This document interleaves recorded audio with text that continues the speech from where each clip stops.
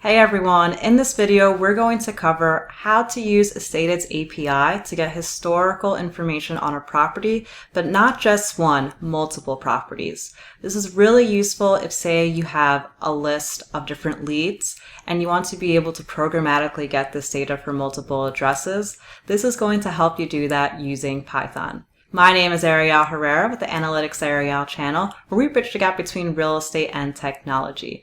I have a love for data, Python, and real estate, and if you do too, then please subscribe to this channel as well as like this content so I know to make more of it. All right, let's get started.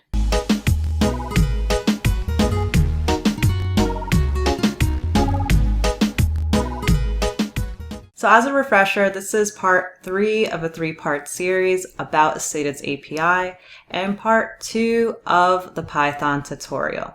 So in our last video, we went over how we can get AnalyticsAriel data for a single property. But in reality, how often are you going to be only looking at data for one single property? Probably rarely or never. Usually it's a list of properties. So in this example, say if we had a list of different addresses, possibly owner name and some more information of motivated sellers, we'd want to be able to append or add different columns to our current analysis or Excel file of historical data. So I'm going to jump back into the Google Colab, which if you haven't already, click the link below to be able to get access to this notebook, which is for free. So again, the last video we went over how to use this API for a single property.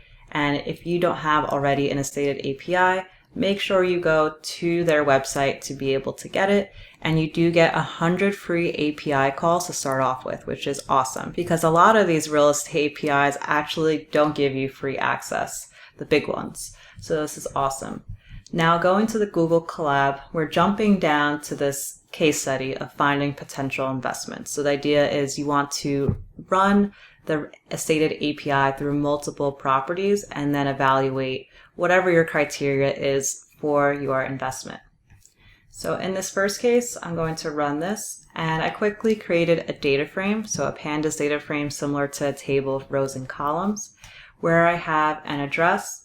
And these two addresses I just inputted up top. These are in Spring Hill, Florida.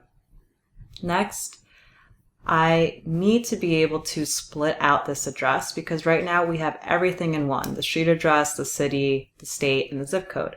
But if we go back to the original example for a single property, we could see that AnalyticsAriel API requires this to be broken out and sent to the API within different parameters for the street address, city, state, and zip code. So what I just did here is I decided to break this out a bit more. So for this column called address, I'm splitting it by a comma. So this would give me 1, 2, 3, 4 different segments. And then now I have a list of those 4. I want to grab the first one in that list, which would be street, the second one, which would be city, third, which would be state, and then zip code and state, as you can see, they're not split by a comma. So what I'm doing here is I'm splitting it further by one step so that I can split it just by a space and then grab the first and second element to ultimately get us to this data frame here where we have our address, then street, city, state, and zip code. If you want to understand this a little bit in more detail, you could always just look at Pandas Python documentation. There's so much out there on Google. Most of what I've learned has always been just on the spot with a project. Great. So now that we have our list of addresses, in this case, just doing it simple, 2 different addresses, what we then want to do is for each address in our data frame, we have 2, we want to set what are our parameters. So in this case, it's very easy. When we want to set the address, we want to be able to, in that row, grab the address column. We do this for each of our parameters. Then this part here is a function. What we're going to do is pass into our function our API key that AnalyticsAriel needs, then our variables that we just assigned, which is our street, our city, and our zip code. Once we pass this into the function, I'm going to go back up to this function. It's going to do the same process that we did with the single property, But by doing it in a function, we could loop through it iteratively rather than having to copy and paste this for every single property. So it allows us to really scale and not just do it on a one-off basis.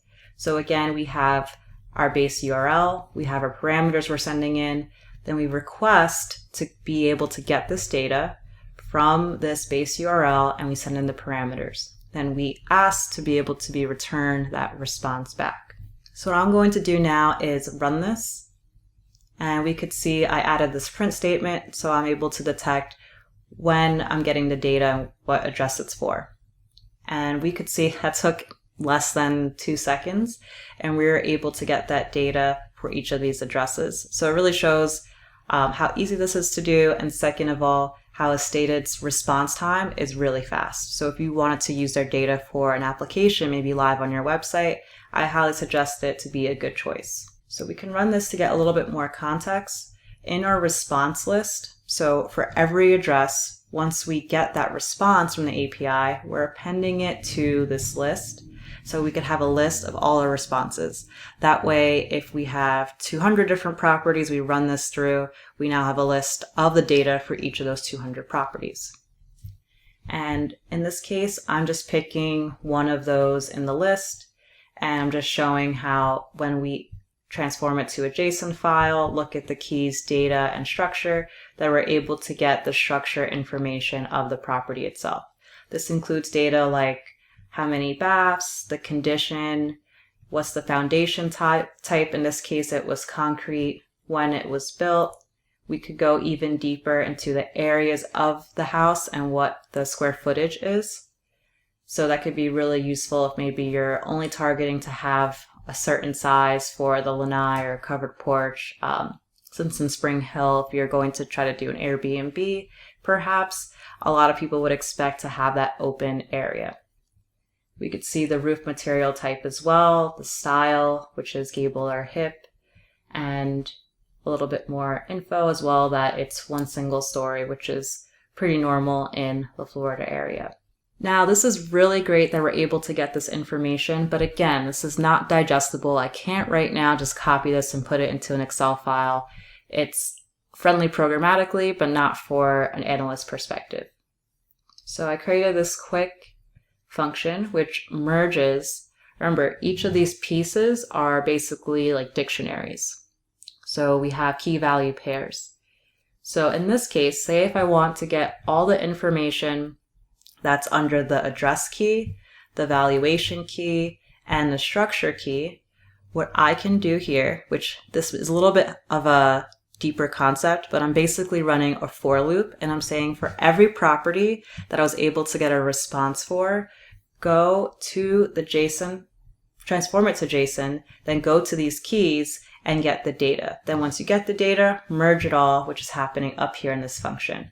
And if I run this, then put it into a data frame, we can see now that we've flattened our data and we have information on the street address, which we see here, as well as we're going to have information on the valuation for each property, the value, high and low, and we're also going to have that structure information that we previously just looked at. So this is awesome because at this point, we could just download this to Excel, which I showed in a couple cells above, and we can scale this out to look at lists of properties, and we could really get that detailed information, which is what makes Estated's API really special. If you found this tutorial useful, then please like this video as well. Check out one of my previous courses, the real estate list building automation, if you want to be able to get properties for sale, understand how to actually calculate metrics like cash flow using Python, and then being able to build out an app at the end that you could use to evaluate properties. My name is Ariel Herrera, and please subscribe if you haven't already. Thanks.